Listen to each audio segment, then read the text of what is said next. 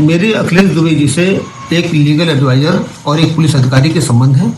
मैं उनसे जब भी कोई टेक्निकल मामला होता था उनसे मैं इस संबंध में कुछ लीगल एडवाइस के लिए जाता था और कानपुर की पोस्टिंग के दौरान मेरे उनसे कई बार बातचीत हुई और लीगल एडवाइस मैंने लिया। मेरे उनसे संबंध के एक लीगल एडवाइज़र और एक पुलिस अधिकारी के हैं। और एक दूसरा आरोप जो लगाया जा रहा है कि 33 कंपनियां मेरे बेटे के नाम से है, ये सरासर झूठ है। कोई भी ऐसी कंपनी मेरे बेटे के नाम से नहीं है और कोई भी अगर इस तरह बताता है तो ये भ्रामक सूचना है, ये गलत सूचना है। और कुछ प्रॉपर्टी बताया गया कि मेरे पास एक आर नगर में मेरे दोस्त देवेंद्र द्विवेदी हैं, उनके 92 करोड़ की प्रॉपर्टी, 11 दुकानें जो 92 करोड़ की प्रॉपर्टी, ये सरासर गलत है। आज मेरे देवेंद्र दोस्त हैं और मेरी उनसे बात भी हुई थी। ये तो उनको भी जानकारी नहीं है कि उनके नाम से कोई प्रॉपर्टी स्वरूप नगर या आर नगर में है। तो उसके लिए उन्होंने कहा कि मैं खुद इस बात के लिए मैं आश्चर्यचकित हूँ कि इस तरह मेरे ऊपर कैसे आरोप लग गया।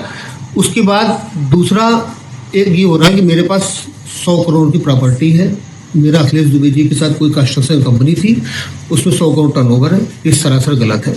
मुझे ऐसा लगता है कि कुछ अपराधी गैंग, कुछ माफिया गैंग, कुछ ऐसे लोग जो जिनके विरुद्ध मैंने कड़ी कार्रवाई की है, वो लोग हो सकता है कि उनके पैरोकार किसी माध्यम से मेरे खिलाफ साजिश रच रहे हों और उस साजिश का मैं शिकार हो रहा हूँ। मैंने यहाँ D2 गैंग जिसने STF के धर्मेंद्र सिंह को मारा था, उसको मैंने कलकत्ता से पकड़ा।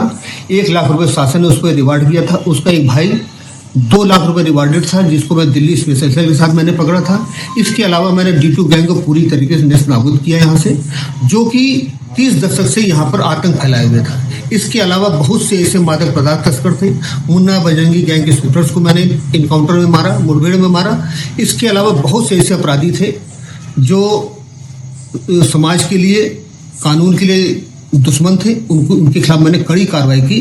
हो सकता है कि ऐसा गैंग एक संगठित होकर के मेरे विरुद्ध साजिश कर रहा हो। मनोहर शुक्ला के बारे में जो एक झूठे षड्यंत्र मेरे ऊपर कर रहा है, मनोहर शुक्ला के बारे में जो मैंने कुछ जानकारी की है, वो श्री प्रकाश शुक्ला जो माफिया था, जो मारा गया था, उसका पड़ोसी है, उसके गांव का रिश्तेदार है, इसके रिलेशन में भी आता है।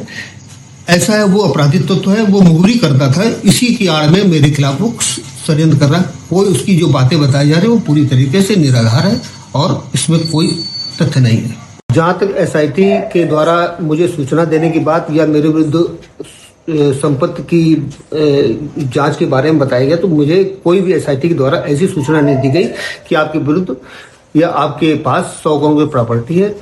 और जहाँ तक मेरा पूर्व CP श्री अखिल कुमार सर के बारे में या SIT के बारे में यह कहना है कि उनको कुछ लोगों के द्वारा गुमराह किया गया और जिससे उनको गुमराह होकर के उन्होंने मेरे विरुद्ध रिपोर्ट भेजी है। और जहाँ तक मुझे लगता है कि अगर मैं उनको स्पष्टीकरण अपने देता तो वो भी संतुष्ट हो जाते। मुझे अपने उच्च अधिकारियों पर, जांच अधिकारी पर और सरकार पर, मुझे शासन पर पूरी तरह का भरोसा है। मुझे जहाँ बुलाया जाएगा मैं वहाँ पर जाऊँगा और मैं अपनी बातों को तथ्य सहित रखूँगा।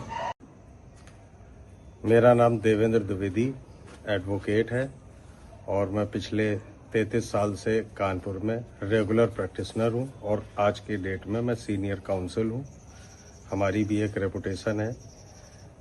हमें समाचार पत्र के माध्यम से पता चला कि ऋषिकांत शुक्ला ने कोई ट्रांजैक्शन मेरे साथ किया जिससे मैंने 12 दुकानें खरीदी हैं, जो बेनामी संपत्ति है।